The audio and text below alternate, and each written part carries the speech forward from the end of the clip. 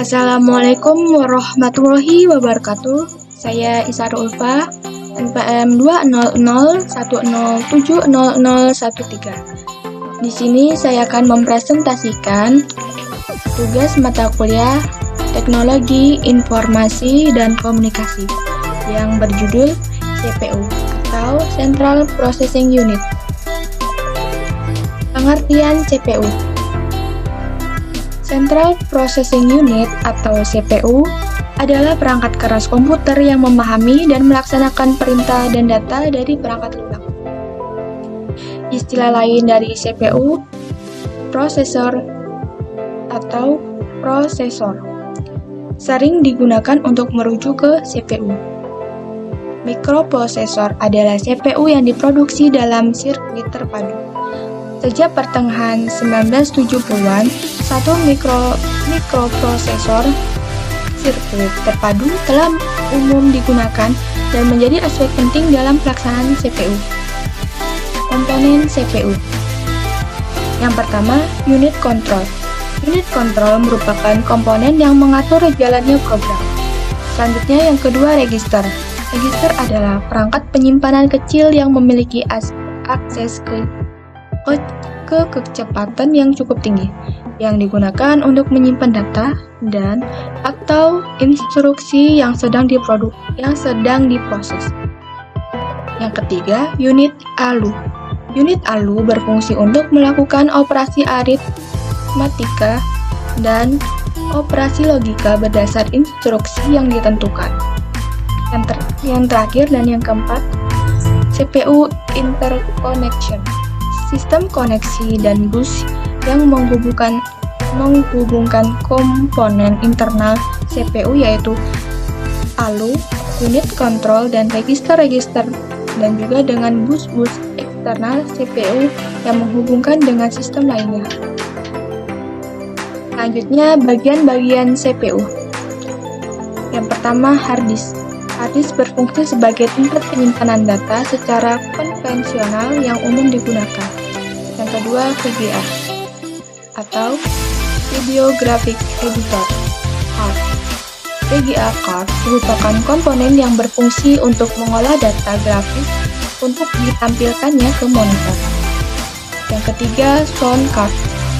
Sound card berfungsi untuk mengolah data berupa audio atau suara dari atau ke perangkat keras yang terkait seperti speaker dan mic. Selanjutnya, optical disk drive. Optical disk drive atau lebih sering disebut dengan CD atau DVD-ROM saja merupakan komponen yang berfungsi untuk membaca dan menulis pada piringan CD atau DVD. Selanjutnya, power supply. Power supply berfungsi untuk meneruskan atau mengalirkan listrik ke setiap komponen komputer agar dapat beroperasi. Selanjutnya, casing. Casing adalah bagian paling luar dari CPU. Fungsinya yaitu sebagai penutup dan tempat dudukan komponen lain serta sebagai pelindung komponen di dalamnya dari kotoran dan debu. Selanjutnya, prosesor. Prosesor merupakan otak atau induk dari setiap pemrosesan komputer. Selanjutnya, motherboard. Motherboard merupakan sebuah papan sirkuit yang berfungsi sebagai tempat dudukan komponen elektronik atau komponen komputer lainnya yang saling terhubung. Yang terakhir, RAM atau Random Access Memory. RAM merupakan sebuah memori utama komputer yang berfungsi sebagai tempat penyimpanan data yang telah diproses oleh prosesor sebelum dilanjutkan ke bagian lain yang membutuhkan. Oleh sebab itu, RAM juga sering disebut sebagai memori penyimpanan sementara. Selanjutnya, fungsi CPU. Fungsi utama dari CPU adalah melakukan operasi aritmatika dan logika pada data yang diambil dari memori atau dari informasi yang dimasukkan melalui beberapa perangkat keras seperti keyboard, scanner, tuas kontrol, dan mouse. CPU dikontrol menggunakan sekumpulan instruksi perangkat lunak komputer. Selanjutnya, cara kerja CPU.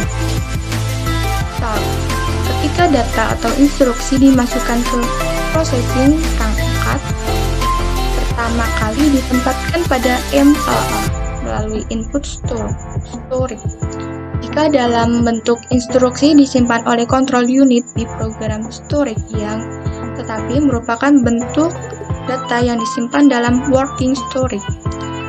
Jika register setiap untuk menerima pelaksanaan pekerjaan, maka control unit akan mengambil instruksi dari program storage untuk ditambungkan ke instruction register, sedangkan alamat memori yang berisi instruksi yang disimpan dalam program counter.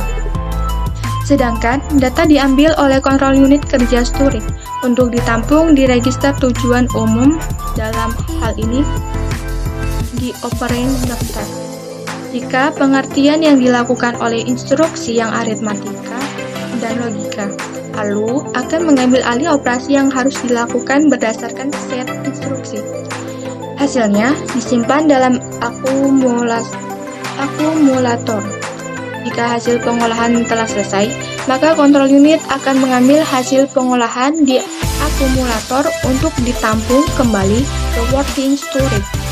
Jika pembangunan secara keseluruhan telah selesai, maka control unit akan mengambil pengolahan kerja penyimpanan untuk ditampung ke output storage. Kemudian nanti output storage, hasil pengolahan akan ditampilkan ke perangkat output.